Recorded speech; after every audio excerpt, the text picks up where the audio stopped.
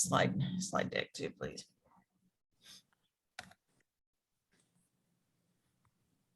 So, and then also we usually do a credential.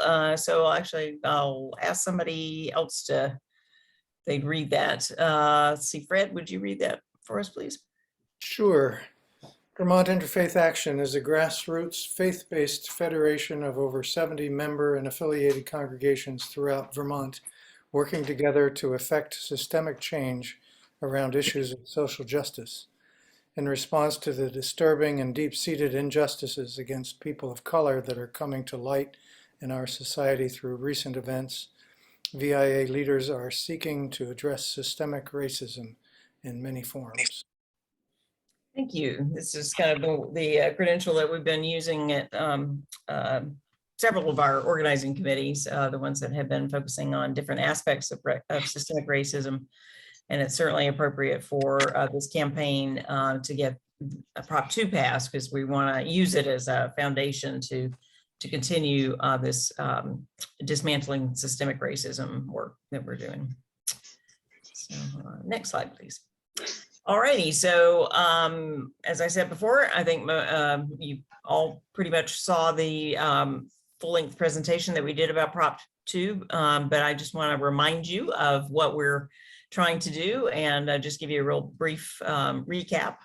So contrary to what we've been taught as Vermonters, Vermont did not abolish slavery in all instances. There are exceptions.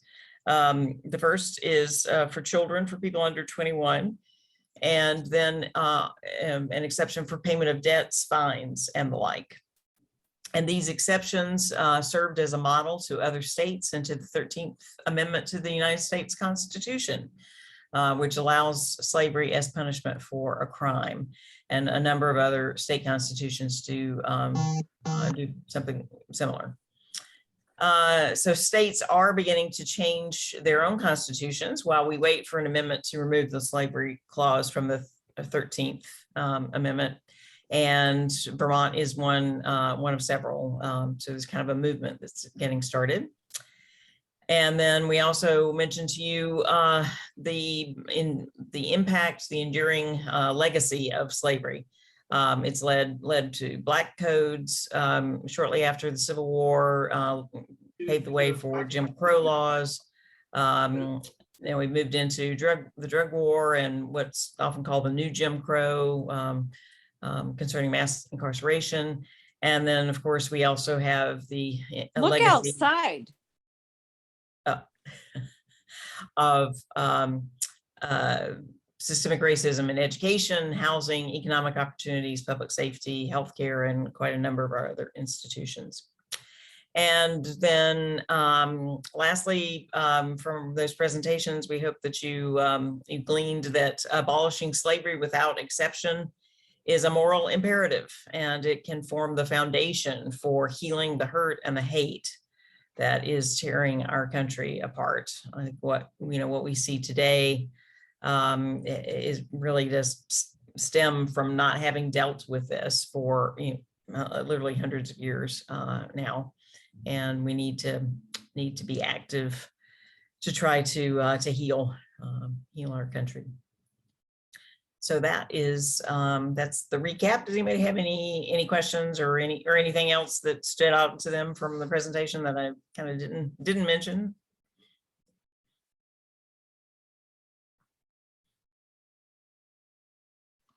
Makes sense to everybody? Okie dokie. Excellent. Well, I'm gonna, yeah, so now that we've kind of recapped the foundation that we've all had with the educational presentation, I wanted to give you all, and a couple of you have seen this before, if you've been on any of our clergy and elder calls, but I wanted to give you all a kind of an overview of this timeline that we have for this campaign. So beginning in February, we started doing the educational workshops. Those actually completed last month with a few that Debbie and Ryan finished up for us. Today in May, we are doing our training for core leaders, and we'll also have this exact same training on Saturday for about 8 or 9 more We might pick up a few people. So I think altogether we have about 30 people that have signed up to do this training. We will be working on putting together the remaining toolkits and setting up the systems that we'll be using for the duration of the campaign. And then in June, we will have both a kind of a soft launch, and then on Juneteenth have a big launch for the campaign. The soft launch will include writing op-eds and letter to the editors. Some of the congregations in our network will be having what we call abolitionist Sabbaths, which is where there will be some sort of teaching or training incorporated in that week's lesson that talks about Proposition 2 and why we need to abolish slavery in our state for good. We also, Ryan has created some fabulous pledge cards that we're going to launch in the next several weeks, along with an online version of it, so that we can start having our congregation members sign up to be abolitionist voters this fall. And then between Juneteenth and the August 9th primary, we have 6 weeks. And during that 6-week period of time, we plan to do some relational recruiting of other volunteers. We'll be putting out more and more social media posts, having some public service announcements going out, preparing lawn signs, preparing other rally signs, just kind of getting everything lined up so that after the August 9th primaries, we'll have, again, another roughly 6 weeks between the August 9th primary and September 26th, which is when ballots will be mailed out for the general, to really kind of start chatting with people and talking with people to make sure that we have the 18,000 votes that we need to ensure that Prop 2 is going to pass. In order to get those 18,000 votes, we need to have about roughly 80,000 conversations. Now, it doesn't mean that we reach out to 80,000 people. It means that we will have 80,000 conversations. Some people we might reach out to more than once or more than one way in order to try to reach that 18,000 votes. And the way that we're going to do that is by recruiting 300 volunteers in the June, July, beginning of August month. So we have a lot of work, but we have other partners with us who will also be helping in this, including the Vermont Racial Justice Alliance, as well as other organizations that are going to be signing on as co-sponsors. Once the ballots get mailed out, we'll kind of go into get out the vote mode, where we'll be reaching out through phone banking, text banking, canvassing, going to big events like fairs that are happening around the state, farmers markets, and just passing out like palm cards and whatnot, reminding people to vote yes on Prop 2, so that on November 8th, when we have elections, we can have an election night watch party and celebrate the victory of Prop 2 passing and slavery being abolished in Vermont for good. So that's kind of a really quick overview of our timeline. There will be a lot of other dates in between, but that's kind of the overview.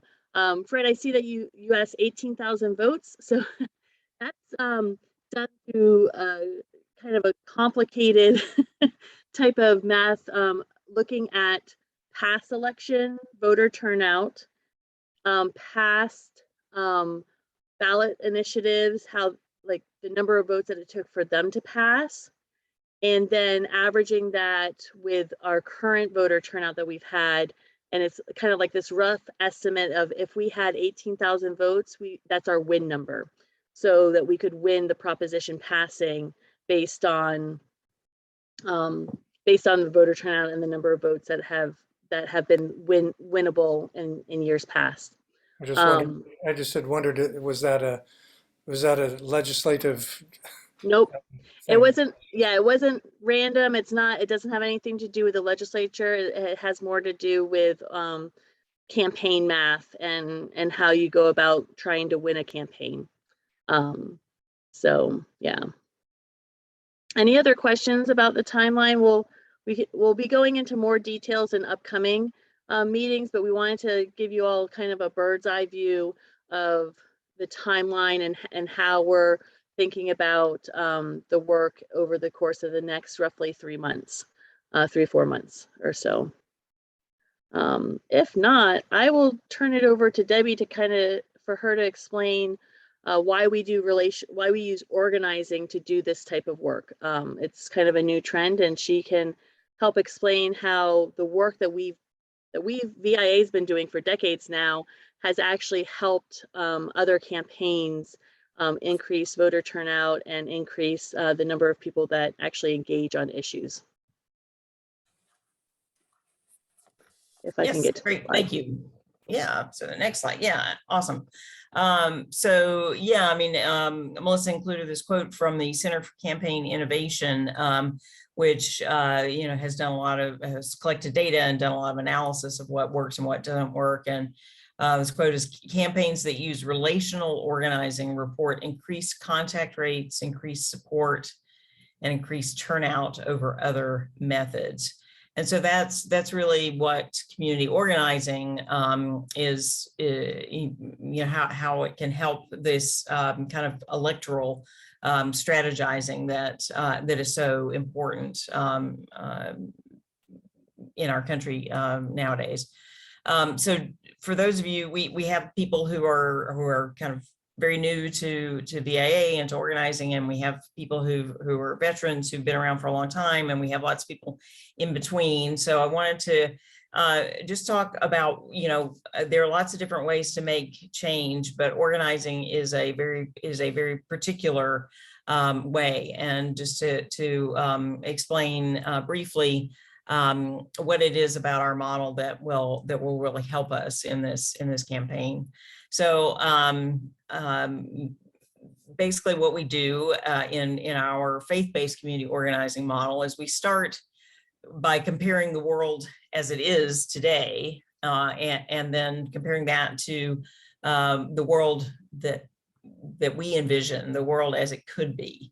So, of course, as I was saying in the reflection, the injustice, the hatred, the hurt that we have in our country, the systemic racism, the extreme poverty and income inequality, and all kinds of things that are not good in our world.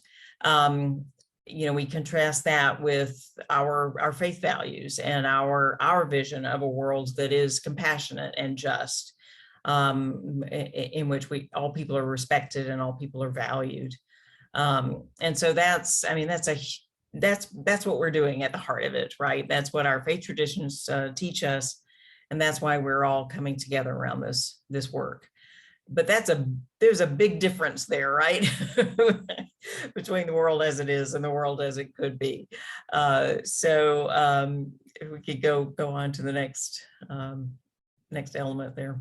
So in that big of a difference, going from one to the other is really, we're talking about major transformational change. We're not talking about just minor little tweaks to the system.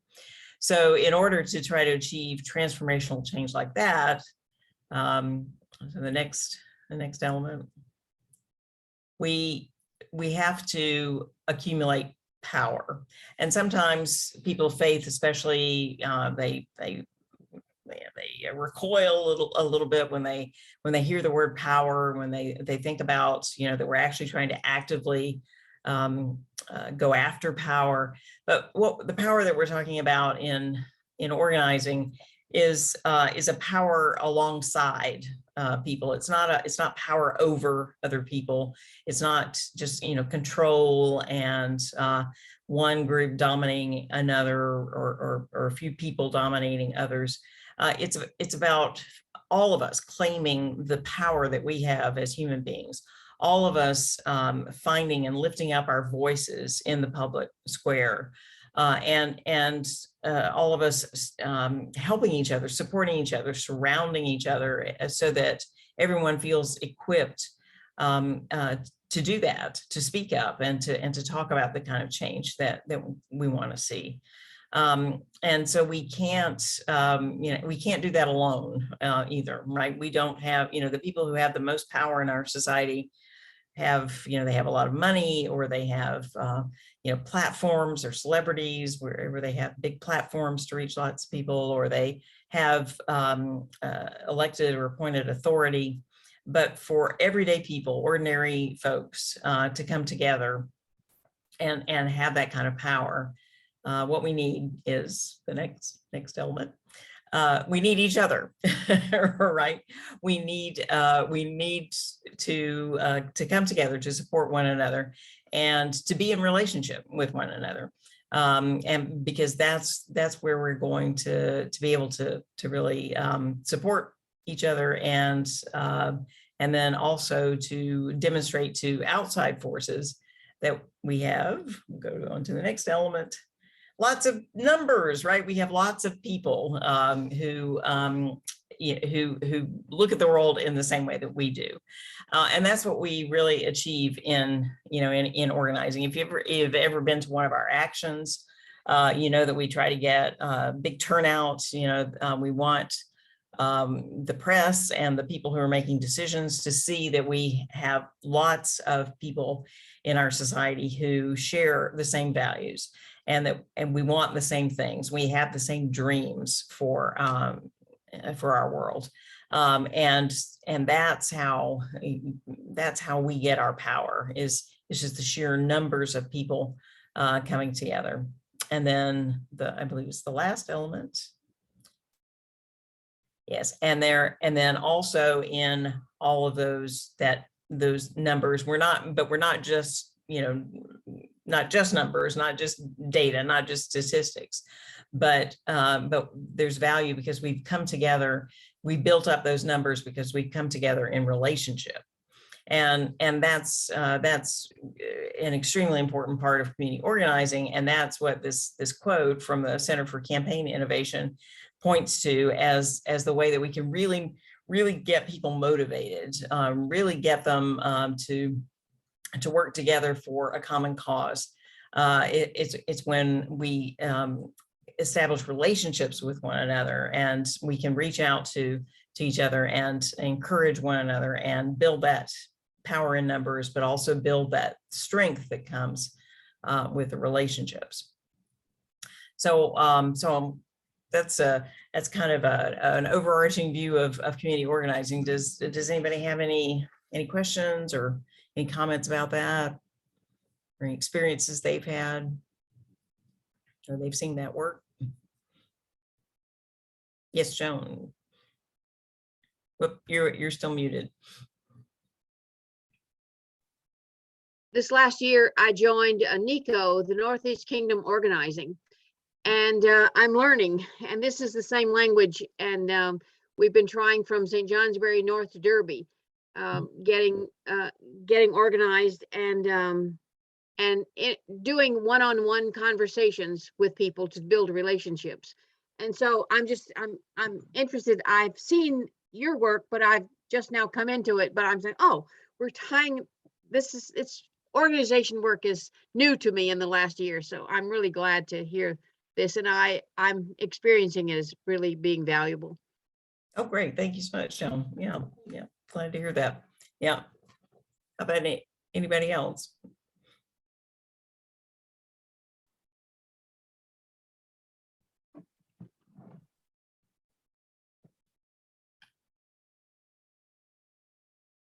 Well, we've had some successes with some issues, right? And some of you have been party to that, and so this is just really applying the same kind of ideas to an electoral campaign that we have to issue work that we've done in the past.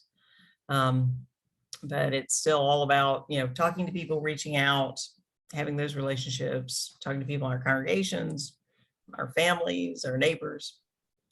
So that's that's our big MO here.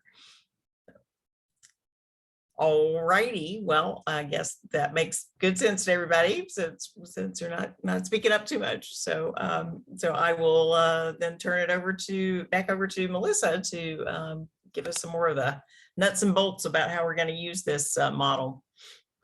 Awesome. Yeah. So we wanted to make sure that we gave some ample time to kind of explore this question here.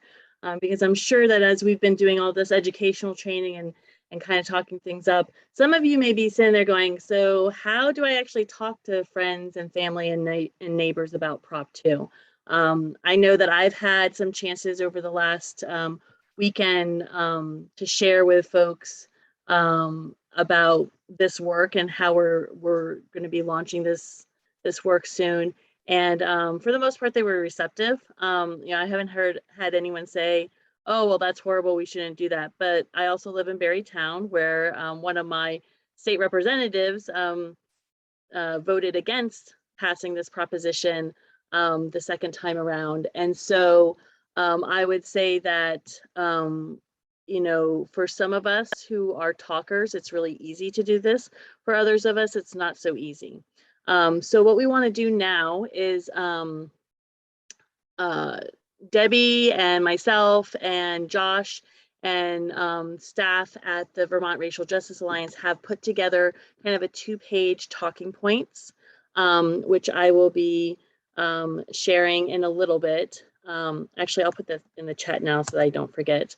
And we're going to do some role playing. So in a few minutes, Debbie and I will model a conversation about just kind of mentioning Prop 2 and talking a little bit about it with a neighbor. And then we will break you into triads, and you'll have a good, I would say, 15 minutes, so about 5 minutes each person, to spend some time sharing, right? Like being, everyone will have a chance to be the presenter, to be the neighbor or friend or congregate member or family member, and then the observer. And you'll have about 5 minutes each. We'll let you all know when the time has kind of lapsed, and then about 1 minute to then give feedback after the person has done it. And the feedback can just be like, whatever you want. Make it constructive. That was great. I might mention this. At this point, you could have said that, or like, I really liked it when you said that, sort of a thing. And then we'll come back together and kind of lift up any things that you've learned about how you can go out and share this with other folks. So is there any questions about how we're going to do this and why we're doing it this way? If not, I can see that we've already, yeah, Peggy. I'm just wondering, are you talking about each of us taking each role, or just we'll get a chance to do them all? Okay. You'll each have a chance to do every role. So every person will get a chance to try this on and be the one sharing about Proposition 2. Every person will get a chance to then be like the neighbor or congregate member, and then every person will get a chance to be the observer. And how you all work that out, that will be up to you all. But yes, everybody will get a chance to do this. There is one group that will probably not have a chance for everyone to go, but that will be a group that Josh is in, and since he has been working on this with us, he can just kind of be there as an observer, because he's been working with us on a weekly basis, making sure that that the campaign is up and running. Looks like Nina has a question. Yeah, Nina. Yeah, thanks, Melissa and Debbie. Maybe because I'm new to Vermont, and maybe because I'm naive, but how hard is this going to be to get this passed? It seems to me it's a no-brainer. We must do this. But am I just wrong that this is going to be hard? So that's a really great question. We're actually in the middle of talking to some pollsters to do some polling around this to see what the actual support level is. Yeah. What we can be running up against is that we don't do a lot of ballot initiatives in Vermont. So the only time that we have ballot initiatives is when we are changing the Constitution. And so some people, I'm assuming that since you all are here, you're kind of into politics and you like to know what's going on. that we're like in the minority, right? Like even in a state like Vermont, there are still a lot of people who just don't know. And if they don't know, they might not even vote. They might just skip it and say, Okay. I don't have time to look at this. I'm just here to vote for my congressional representation or the governor or, you know, whoever it is that they're going to vote for, and they might ignore all the rest. The Okay. other thing that we often will have happen is there is opposition. Like in Berry City, in the area where I live, we had active Trump voters during the last presidential election who were downtown at least once or twice a week waving Trump 2020 flags. And we know that there are more and more pockets like that across the state. So there will be people that will actually vote against it for those reasons. There will be people who vote against it because maybe their representative voted no and they're just following the lead of their representative. So while it may be a no-brainer, I personally don't really want to take that for granted and just leave it up to chance. Okay, thank you. No, that's helpful. I can see how people might be just totally uninformed and just skip that on the ballot. Okay, Yeah. thanks. Joan, yeah. I don't have a copy. I mean, I've seen bits and pieces and I know what it's about, and I never thought, I said, it's a go, but I don't have a copy of the proposition. Oh, Do we have well, that at the available? top, yeah, so at the talking point document that I gave you, at the very top is a link to it says prop 2 and it's a hyperlink. If you click on that, that will take you to the proposition and to the language in the proposition. Okay. Yeah. Great. And then Any- we had, well, let's see, we had Amy put a question in the chat, which was, are we concerned that folks will vote for their favorite politician and won't pay attention to other things on the ballot? Yes, yeah. that's a possibility for sure. Yeah, yeah. And then looks like Carolyn has a question.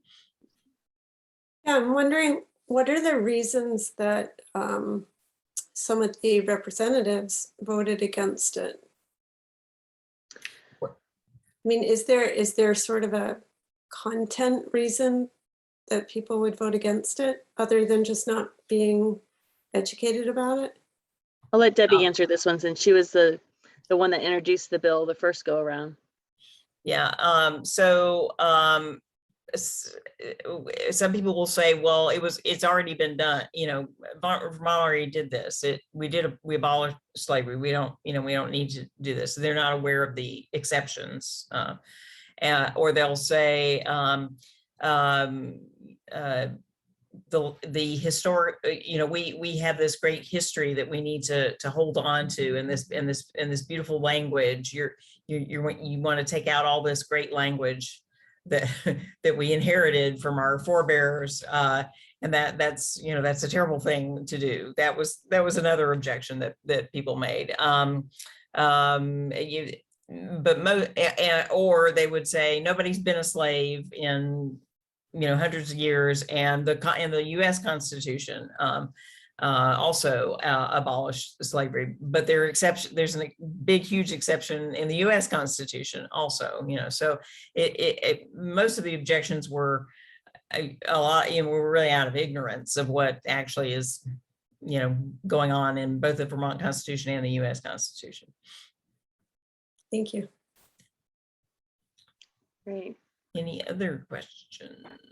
Yep, Sandra, do you have a question?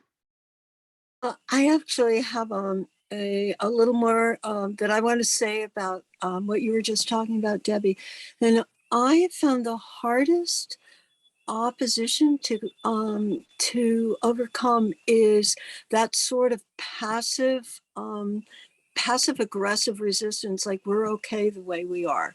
We don't need to, we don't need to go further with this. It's going to cause distress. We're fine. Yeah. That's a good tough point. to count. That I find that one of the hardest things to counter. Mm-hmm. Yeah. And again, this may be all for nothing and it just like passes with like overwhelming support, right? I would much rather have us put in the work and it pass with overwhelming support than to sit and do nothing and be like shocked when it doesn't pass in the fall. Mm-hmm. And some states like Colorado, they thought for sure that it was going to pass, and then And then the first time that they tried to abolish slavery from their constitution, it didn't pass. And they were like, oh my goodness, we have to do this again. And so then they had to go through the process again. So we're just trying to ensure that that's not what happens in Vermont.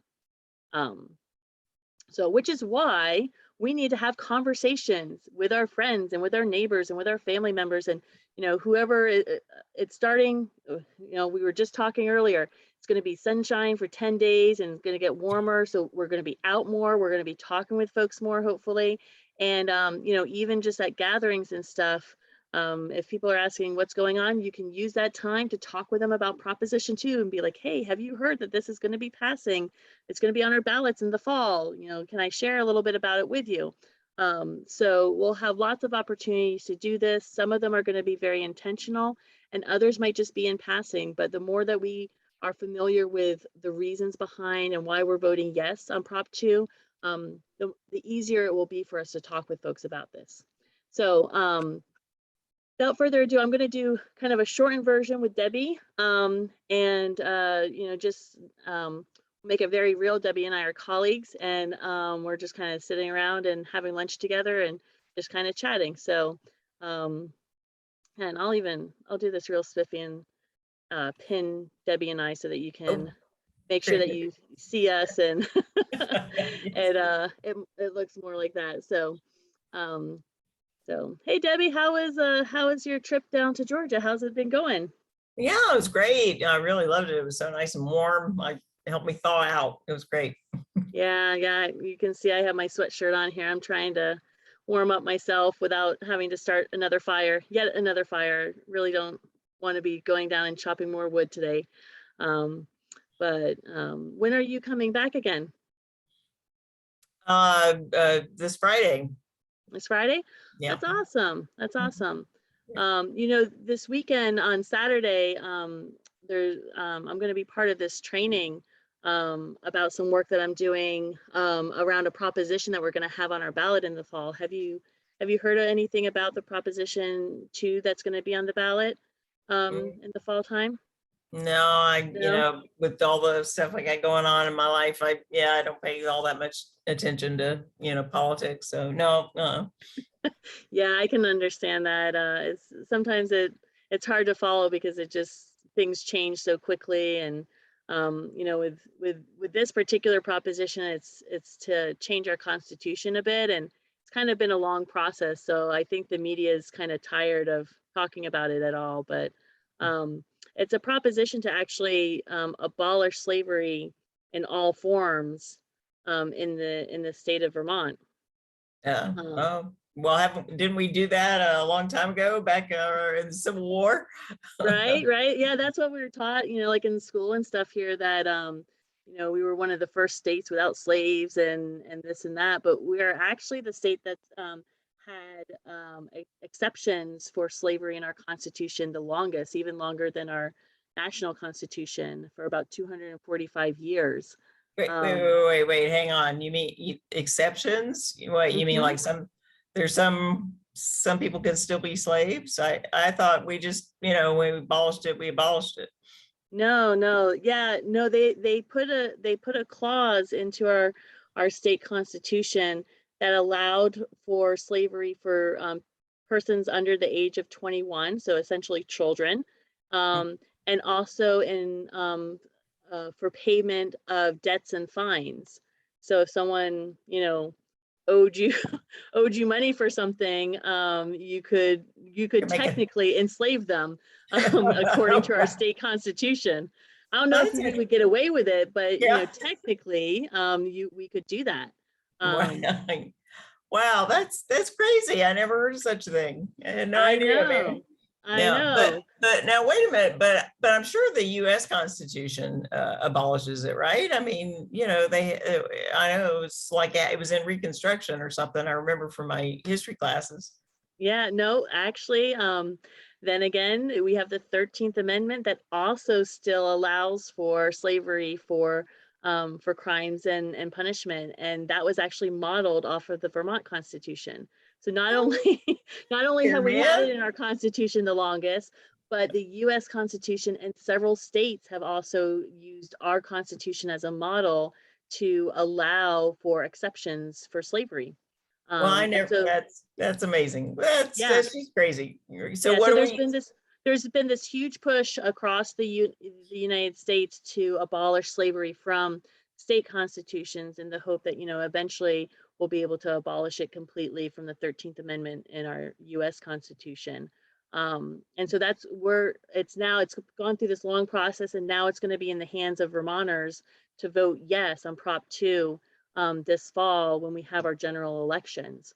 wow. Yeah, and so the training on Saturday is going to be just showing us how we can get the word out and tell others about this, so that they will also be, I mean, you said yourself, it's hard to follow politics and, you know, don't want to surprise people in November with like, hey, let's abolish slavery. And people might have a very similar reaction of like, didn't we do this already? Why am I voting on this again? So we just want to make sure it's clear for voters this fall. And, you know, if you're interested in sharing this with other folks that, you know, I would love to have you come and join us, you know, join us for a training and let other people know about passing Prop 2, voting yes on Prop 2 in November election. Would that be something you're interested in? Yeah, well, yeah, maybe so. That's, I'm just still trying to get my head around this, man. You really surprised me.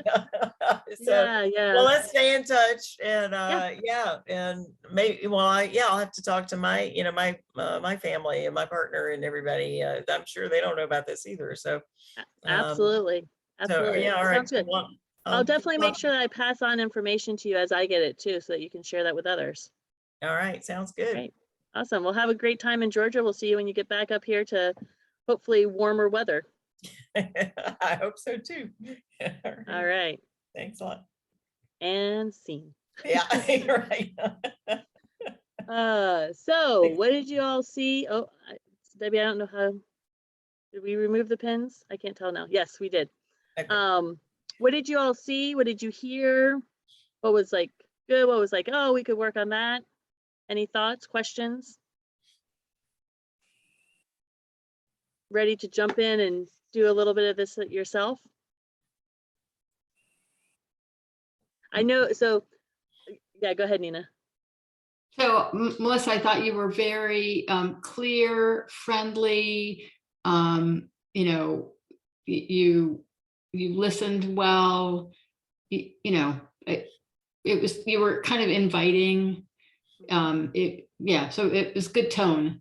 And I wonder if you can indulge me. I have a question about what are the other states? Have any of them changed their constitutions? And what's the plan for the 13th Amendment? Yes, that is, Debbie, Yeah, do you remember the? We have all that information. We'll have to find, I don't remember right off the top of my head what all the other states are. Let me pull that up real There are fast. 4 that have already done it. And then there are like 8 this year, including Vermont, that are working on it. And there are about another 15 that are trying to get it on their ballot for later. Okay. Yeah, so Rhode Island, Colorado, Utah and Nebraska are the 4 that have passed this. Let me just share this screen real fast. So I'll put this link in the chat box too, but this is the national network that the Vermont Racial Justice Alliance has connected us with. But all of these states here in the dark blue are ones that currently have or will be having ballot initiatives soon. And the light blue are the states that are working on getting ballot initiatives. So, you know, in some states like ours, it took how many years, Debbie? Is this year 6 now? Year 5, 4? Well, 4. Yeah, is it 4? I think it's 4. I think it's year 4. So it's taken us 4 years to get to this point. And that's just because that's how that's a long process to amend the Constitution. It's harder than just passing a law. Yeah.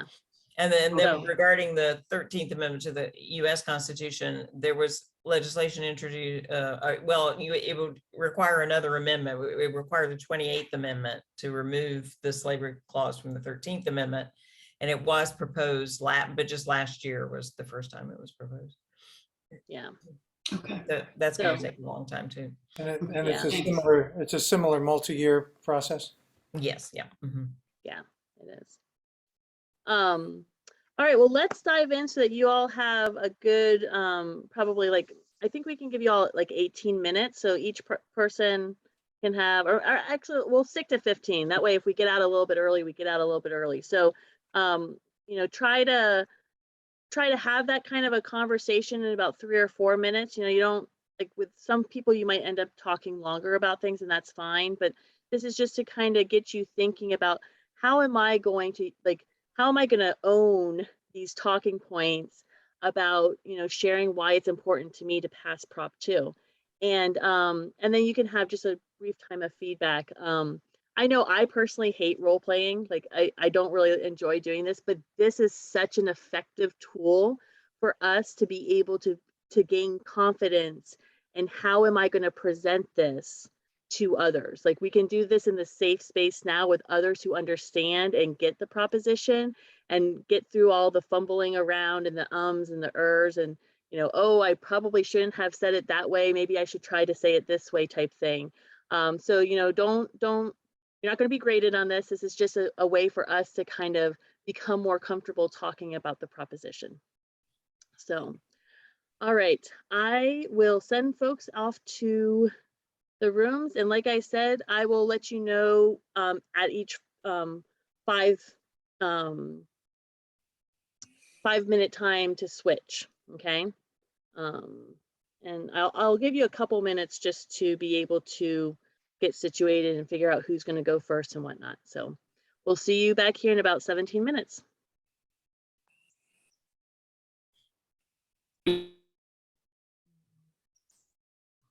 Sandra, I'm going to assign you to room 6.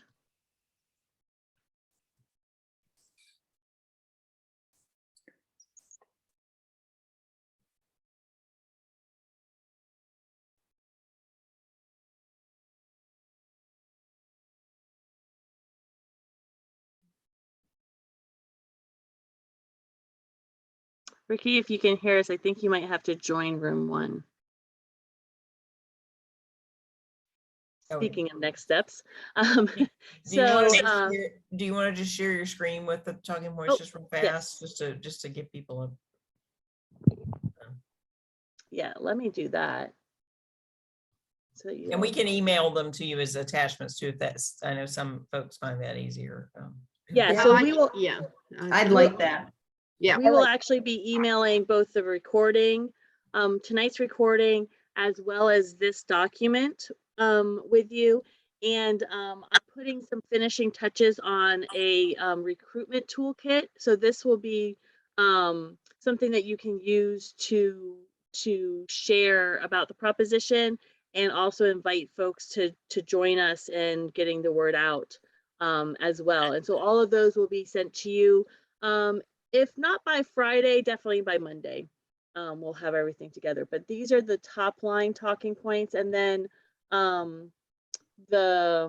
what we are asking, what we're wanting is vote yes to Proposition 2, no slavery, no exceptions. Vote yes to Proposition 2 to prohibit slavery in Vermont. It's morally reprehensible and it's a crime against humanity. To prohibit slavery because the legacy of slavery is a cornerstone of systemic racism, and to make Vermont the 5th state, maybe we should add, but one of the first states in the nation to oppose the slavery exception clause in the 13th Amendment to the U.S. Constitution. So, yeah.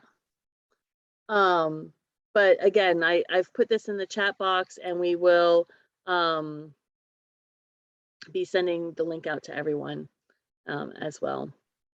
So some other next steps that we can take.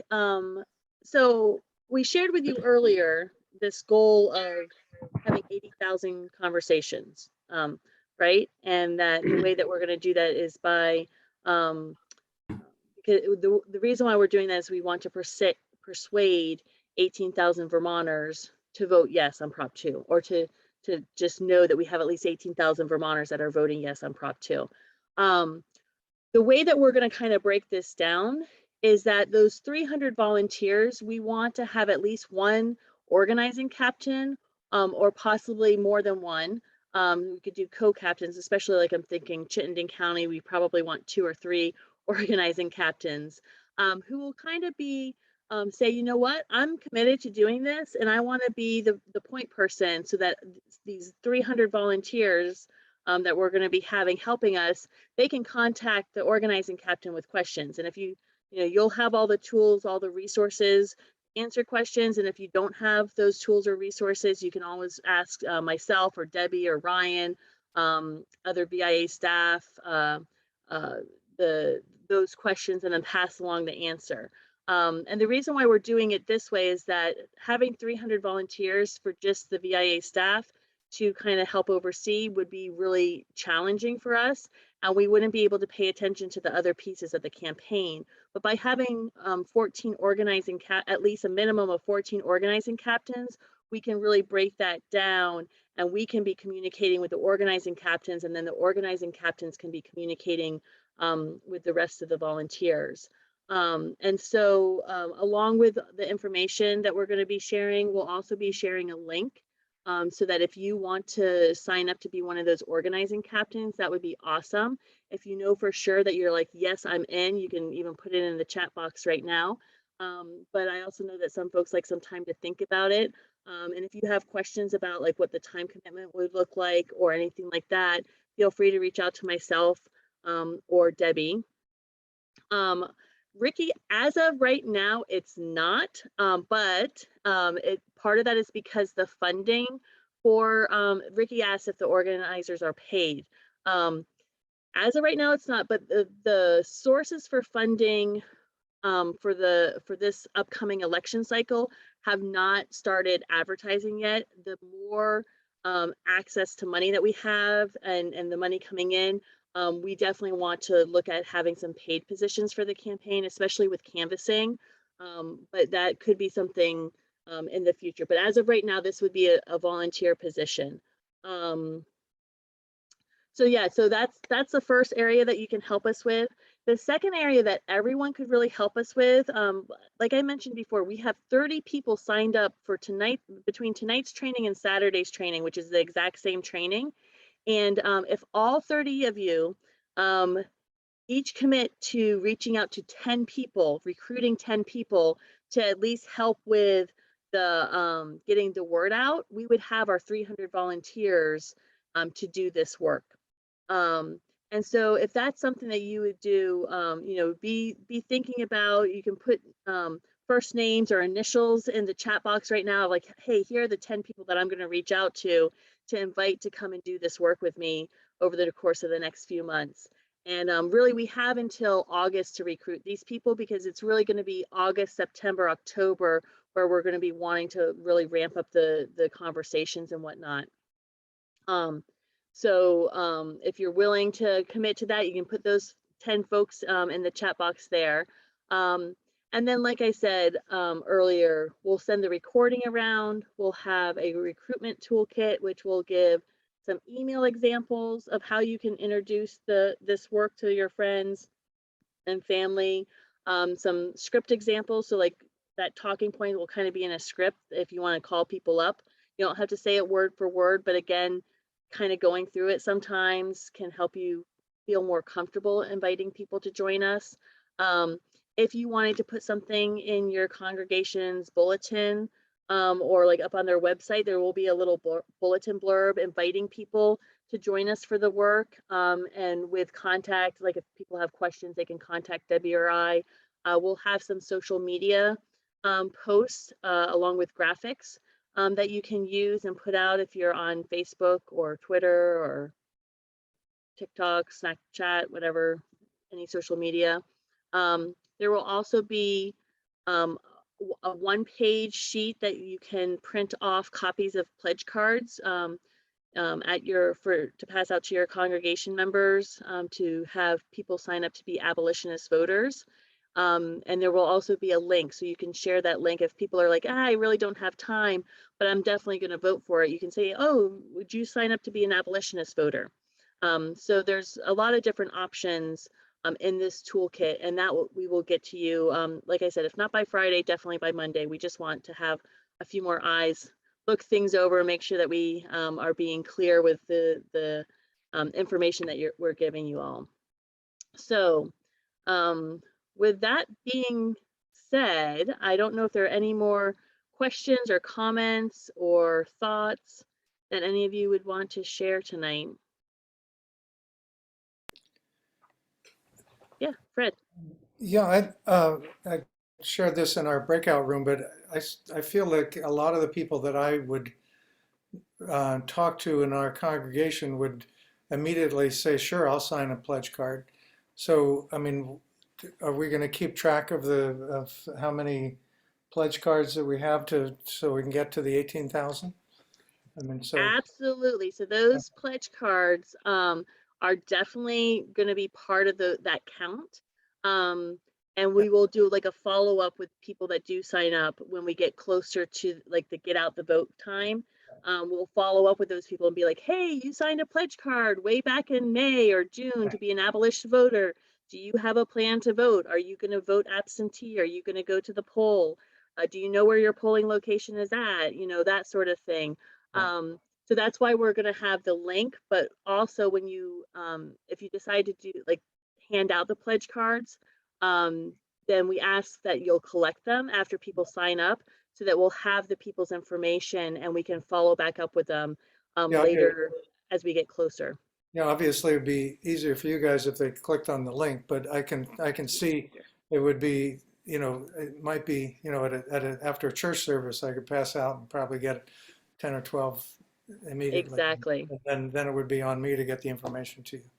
Well, it would be on you to then get the information to fine. whoever the organizing captain is.